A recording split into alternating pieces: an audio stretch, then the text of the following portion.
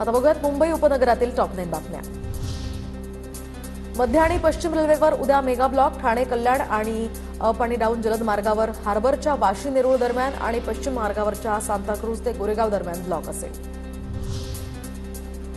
Naigaon VDD चाळ पुनर्विकासांतर्गत मुंबई मंडळाकडून आता दुसऱ्या टप्प्यातील कामाला सुद्धा सुरुवात। 5 चाळी रिकाम्या करण्याच्या कामास सुरुवात झाल्यानंतर 15 दिवसात पाडकाम सुरू होऊन 3 पुनर्वसित इमारती बांधण्यात येणार।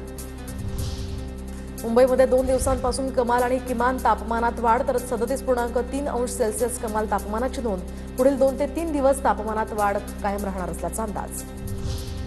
म्हाडा कार्यालयामध्ये महिलेनं पैसे उधळल्याच्या प्रकरणात म्हाडामध्ये समिती स्थापन।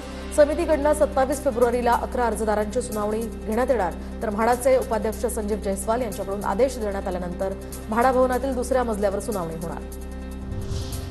ठाणे पालिका मुख्यालयाबाहेर अनधिकृत फेरीवाल्यांवर आता तोडक कारवाई, तर नागरिकांच्या तक्रारीनंतर ठाणे पालिकेची ही तोडक कारवाई। डोंबिवलीमध्ये नोकरीचं आमिष दाखवून ऑनलाईन फसवणुकीचा धक्कादायक प्रकार।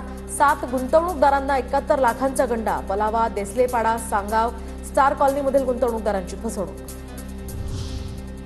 नवी मुंबईतील तुर्भे डम्पिंग ग्राउंडला पुन्हा आग, तर आगीच्या तीव्रतेमुळे परिसरात भीतीचं वातावरण। मागील आठवड्यात सुद्धा अशीच आगीची घटना घडली होती।